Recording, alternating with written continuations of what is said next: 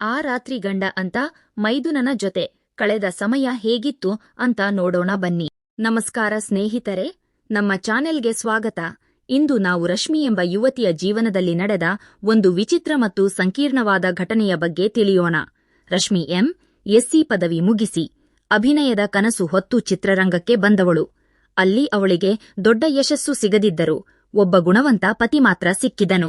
ಅವರ ಹೆಸರು ವಿಕ್ರಮ್. ವೃತ್ತಿಯಲ್ಲಿ ಅವರು ಚಲನಚಿತ್ರ ನಿರ್ದೇಶಕರು. ರಶ್ಮಿ ನೋಡಲು ಅಪ್ಸರಿಯಂತೆ ಸುಂದರವಾಗಿದ್ದಳು. ವಿವಾಹದ ನಂತರದ ದಿನಗಳು ಅವರಿಗೆ ಅತ್ಯಂತ ಸುಖಮಯವಾಗಿದ್ದವು. ವಿಕ್ರಮ್ ತನ್ನ ಪತ್ನಿಯ ಮೇಲೆ ಅಪಾರ ಪ್ರೀತಿಯನ್ನು ಹೊಂದಿದ್ದರು. ಹೀಗಿರುವಾಗ ವಿಕ್ರಮ್ ಅವರ ತಮ್ಮ ಕಿರಣ್ ವಿದೇಶದಲ್ಲಿ ತನ್ನ ವೈದ್ಯಕೀಯ ಶಿಕ್ಷಣವನ್ನು ಮುಗಿಸಿ ಮನೆಗೆ ಬಂದನು. ಕಿರಣ್ ಮನೆಗೆ ಬಂದಾಗ ರಶ್ಮಿಗೆ ದೊಡ್ಡ ಆಶ್ಚರ್ಯವಾಯಿತು. ಏಕೆಂದರೆ ವಿಕ್ರಮ್ ಮತ್ತು ಕಿರಣ್ ಇಬ್ಬರು ಅವಳಿ ಸಹೋದರರು. ನೋಡುವುದಕ್ಕೆ ಒಬ್ಬರಿಗೊಬ್ಬರು ಅಚ್ಚುಕಟ್ಟಾಗಿ ಒಂದೇ ತರಹ ಇದ್ದರು. ಯಾರು ವಿಕ್ರಮ್ ಮತ್ತು ಯಾರು ಕಿರಣ್ ಎಂದು ಗುರುತಿಸುವುದು ಮನೆಯವರಿಗೂ ಕೂಡ ಒಂದು ಸವಾಲಾಗಿತ್ತು. ರಶ್ಮಿ ಮತ್ತು ವಿಕ್ರಮ್ ಅವರ ಮದುವೆಯ ಸಮಯದಲ್ಲಿ ಕಿರಣ್ ಪರೀಕ್ಷೆಗಳ ಕಾರಣದಿಂದ ಬರಲು ಸಾಧ್ಯವಾಗಿರಲಿಲ್ಲ. ಹಾಗಾಗಿ ಆತನನ್ನು ನೋಡಲು ರಶ್ಮಿಗೆ ಇದು ಮೊದಲ ಅವಕಾಶವಾಗಿತ್ತು. ಕಿರಣ್ ಬಂದ ನಂತರ ಮನೆಯಲ್ಲಿ ಸಂಭ್ರಮದ ವಾತಾವರಣವಿತ್ತು. ರಶ್ಮಿ, ಅವಳ ಅತ್ತೆ, ಮಾವ ಮತ್ತು ಕಿರಣ್ ಸೇರಿ ವಿದೇಶದ ಜೀವನದ ಬಗ್ಗೆ ಮತ್ತು ಇಲ್ಲಿನ ಬದಲಾವಣೆಗಳ ಬಗ್ಗೆ ಗಂಟೆಗಟ್ಟಲೆ ಹರಟೆ ಹೊಡೆಯುತ್ತಿದ್ದರು. ಕಿರಣ್ ವಿದೇಶದಲ್ಲಿ ಬೆಳೆದಿದ್ದರೂ ಭಾರತೀಯ ಸಂಪ್ರದಾಯಗಳ ಬಗ್ಗೆ ಗೌರವ ಹೊಂದಿದ್ದನು. ಅವನು ನೋಡಲು ತುಂಬಾ ಆರೋಗ್ಯವಂತನೂ ಮತ್ತು ಆಕರ್ಷಕನೂ ಆಗಿದ್ದನು. ಆದರೆ ಅವನ ನೋಟದಲ್ಲಿ ಒಂದು ರೀತಿಯ ತುಂಟಾಟ ಮತ್ತು ರಶ್ಮಿಯ ಮೇಲೆ ಒಂದು ವಿಶೇಷವಾದ ಆಕರ್ಷಣೆ ಇತ್ತು ಎಂಬುದು ಅವಳಿಗೆ ಆ ಕ್ಷಣಕ್ಕೇ ಅರಿವಾಗಲಿಲ್ಲ. ಮುಂದೆ ನಡೆಯುವ ಘಟನೆಗಳು ಅವರ ಬದುಕನ್ನೇ ಬದಲಿಸಿದವು. ಒಂದು ದಿನ ವಿಕ್ರಮ್ ಆತುರವಾಗಿ ಕೆಲಸದ ಮೇಲೆ ಹೊರಗೆ ಹೋಗುವಾಗ ತಮ್ಮ ಮೊಬೈಲ್ ಅನ್ನು ಮನೆಯಲ್ಲೇ ಮರೆತು ಹೋಗಿದ್ದರು. ಆ ಸಮಯದಲ್ಲಿ ರಶ್ಮಿ ಸ್ನಾನ ಮಾಡುತ್ತಿದ್ದಳು. ಕಿರಣ್ ಯಾರಿಗೂ ತಿಳಿಯದಂತೆ ತನ್ನ ಅಣ್ಣನ ಫೋನ್ ಎತ್ತಿಕೊಂಡಿದ್ದನು. ಅಷ್ಟರಲ್ಲಿ ವಿಕ್ರಮ್ ಮತ್ತೊಂದು ಫೋನ್ನಿಂದ ಕರೆ ಮಾಡಿ, ನಾನು ಇಂದು ರಾತ್ರಿ ಚಿತ್ರೀಕರಣಕ್ಕಾಗಿ ಕೊಡಗಿಗೆ ಹೋಗುತ್ತಿದ್ದೇನೆ.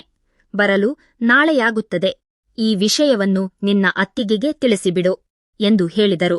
ಇದನ್ನು ಕೇಳಿದ ಕಿರಣ್ಗೆ ತನ್ನ ಅಣ್ಣನ ಸ್ಥಾನದಲ್ಲಿ ರಶ್ಮಿಯೊಂದಿಗೆ ಸಮಯ ಕಳೆಯಲು ಇದು ಒಂದು ಸರಿಯಾದ ಸಮಯ ಎಂದು ಅನಿಸಿತು.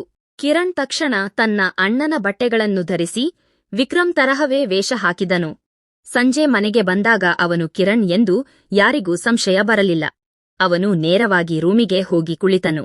ಅವನ ಮೌನವನ್ನು ಕಂಡು ರಶ್ಮಿ ವಿಚಾರಿಸಿದಾಗ ತನಗೆ ಬಾಯಿಯಲ್ಲಿ ಹುಣ್ಣಾಗಿದೆ ಎಂದು ಸನ್ನೆಯ ಮೂಲಕ ತೋರಿಸಿದನು. ಮಾತಾಡಲು ತೊಂದರೆಯಾಗುತ್ತಿದೆ ಎಂಬ ಸೋಗು ಹಾಕಿದನು. ರಶ್ಮಿ ಕೂಡ ಪಾಪ ಪತಿಗೆ ಆರೋಗ್ಯ ಸರಿ ಇಲ್ಲ ಎಂದುಕೊಂಡು ಅವರಿಗೆ ಊಟ ತಂದುಕೊಟ್ಟಳು. ಆದರೆ ಕಿರಣ್ ಊಟ ಬೇಡವೆಂದು ಸನ್ನೆ ಮಾಡಿದನು. ರಶ್ಮಿ ವಿಶ್ರಾಂತಿ ತೆಗೆದುಕೊಳ್ಳಲು ಹೇಳಿ ಅಲ್ಲಿಂದ ತೆರಳಿದಳು. ಸ್ವಲ್ಪ ಸಮಯದ ನಂತರ ರಶ್ಮಿ ಒಂದು ಲೋಟ ಹಾಲನ್ನು ತೆಗೆದುಕೊಂಡು ರೂಮಿಗೆ ಬಂದಳು. ಆಗ ಕಿರಣ್ ಅವಳನ್ನು ಪ್ರೀತಿಯಿಂದ ಅಪ್ಪಿಕೊಂಡನು. ರಶ್ಮಿ ಅವನಿಗೆ ವಿಶ್ರಾಂತಿ ತೆಗೆದುಕೊಳ್ಳಲು ಹೇಳಿದರು. ಅವನು ತುಂಬಾ ಉತ್ಸಾಹದಿಂದ ಪ್ರೀತಿಯನ್ನು ತೋರಿಸಲು ಶುರು ಮಾಡಿದನು. ಕಿರಣ್ಗೆ ವಿಕ್ರಮ್ ಅವರ ಬೆನ್ನಿನ ಮೇಲಿದ್ದ ಒಂದು ಸಣ್ಣ ಗುರುತಿನ ಮಚ್ಚೆ ಬಗ್ಗೆ ತಿಳಿದಿತ್ತು. ಆದ್ದರಿಂದ ಅವನು ಅದರ ಮೇಲೆ ಮೊದಲೇ ಪ್ಲಾಸ್ಟರ್ ಹಾಕಿಕೊಂಡು ಸಿದ್ಧನಾಗಿದ್ದನು. ಇದರಿಂದ ರಶ್ಮಿಗೆ ಯಾವುದೇ ಅನುಮಾನ ಬರದಂತೆ ಜಾಣತನ ಪ್ರದರ್ಶಿಸಿದನು. ಅವರಿಬ್ಬರೂ ಆ ರಾತ್ರಿಯನ್ನು ಪರಸ್ಪರ ಪ್ರೀತಿಯ ಸವಿಯೊಂದಿಗೆ ಕಳೆದರು. ಮರುದಿನ ಮುಂಜಾನೆ ರಶ್ಮಿ ಬೇಗನೆ ಎದ್ದು ಸ್ನಾನ ಮುಗಿಸಿ ಅಡುಗೆ ಮನೆಗೆ ಹೋದಳು. ಕಿರಣ್ ಕೂಡ ಅವಳನ್ನು ಹಿಂಬಾಲಿಸಿ ಅಡುಗೆ ಕೆಲಸದಲ್ಲಿ ಸಹಾಯ ಮಾಡಿದನು. ಅವನು ತೋರಿಸುತ್ತಿದ್ದ ಹೆಚ್ಚಿನ ಕಾಳಜಿ ರಶ್ಮಿಗೆ ಸ್ವಲ್ಪ ಆಶ್ಚರ್ಯ ತಂದರು.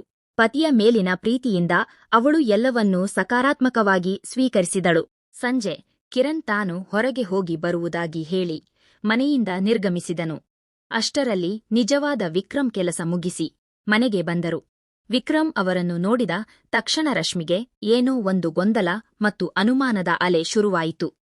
ವಿಕ್ರಮ್ ಮನೆಗೆ ಬಂದು, ನೆನ್ನೆಯಿಂದ ಕೆಲಸ ಮಾಡಿ ತುಂಬಾ ಸುಸ್ತಾಗಿದೆ, ಒಂದು ಕಪ್ ಕಾಫಿ ಕೊಡು ಎಂದು ಕೇಳಿದರು.